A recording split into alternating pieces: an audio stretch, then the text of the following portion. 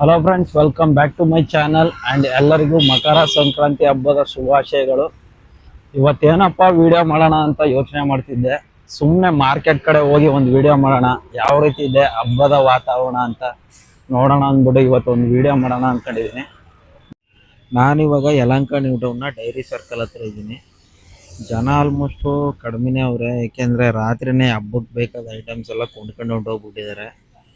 ಆಮೇಲೆ ಮಧ್ಯಾಹ್ನದ ಹೊತ್ತು ಇಲ್ಲಿ ಬಿಸಿಲು ಜಾಸ್ತಿ ಐತೆ, ಅದಕ್ಕೆ ಜನ ಯಾರು ಕಾಣ್ತಾನೆ ಇಲ್ಲ ಇವತ್ತು. ಇದು Veeranjaneya Swamy temple, new town bus stop ಹತ್ರ ಬರುತ್ತೆ.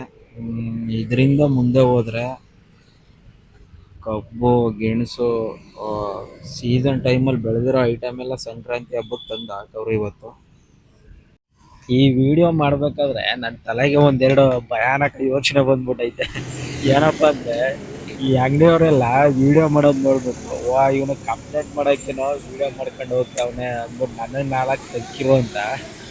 ಯಾಕಂದರೆ ವಿಡಿಯೋ ಮಾಡುವಾಗ ಒಂದಿಬ್ರು ಮೂರು ಜನ ಹಂಗೆ ಅಬ್ಸರ್ವ್ ಮಾಡ್ತಿದ್ರು, ಏನಪ್ಪ ಮಾಡ್ತಾನೆ ಇವನು ಅಂದ್ಬಿಟ್ಟು.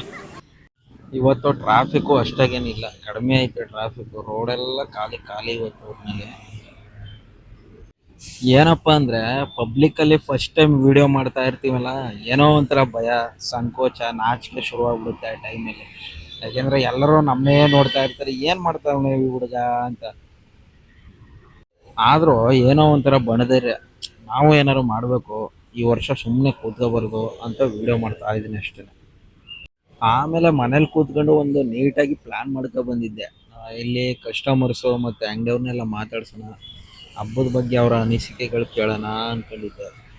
ಆಮೇಲೆ ಇಲ್ಲಿಗೆ ಬಂದು ಕ್ಯಾಮ್ರಾ ಹಿಡ್ದಾಗಲೇ ಗೊತ್ತಾಯ್ತು ನನಗೆ, ಕ್ಯಾಮ್ರಾ ಹಿಡ್ಕೊಂಡು ಹೋಗೋದೇ ಎಷ್ಟು ಕಷ್ಟ, ಇನ್ನು ನಾನು ಅವ್ರನ್ನೆಲ್ಲ ಮಾತಾಡಿಸ್ತೀನಪ್ಪ ಅಂದ್ಬಿಟ್ಟು ನಾನೇ ಮ್ಯೂಟ್ಲಾಗ್ಬಿಟ್ಟೆ ಆ ವಿಷಯದಲ್ಲಿ. ನೋಡೋಣ ಮುಂದೆ ಏನಾದ್ರೂ ಎಕ್ಸ್ಪೀರಿಯೆನ್ಸ್ ಆದರೆ ನನಗೂ ಆ ಒಂದು ಚಾನ್ಸ್ ತಗೊಳ್ತೀನಿ.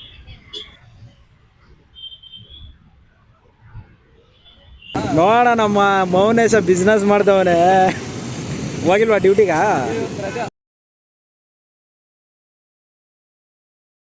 ವಿಡಿಯೋ ಮಾಡ್ತಾ ಮಾಡ್ತಾ ಮುಂದೆ ಹೋದ್ರೆ ನನ್ನ ಫ್ರೆಂಡ್ ಸಡನ್ನಾಗಿ ಸಿಕ್ಬಿಟ್ಟ. ಏನೋ ಹಬ್ಬದಲ್ಲೇನೋ ಕಬ್ಬೇನೋ ಮಾರ್ತಾ ಇದ್ದಾನೆ.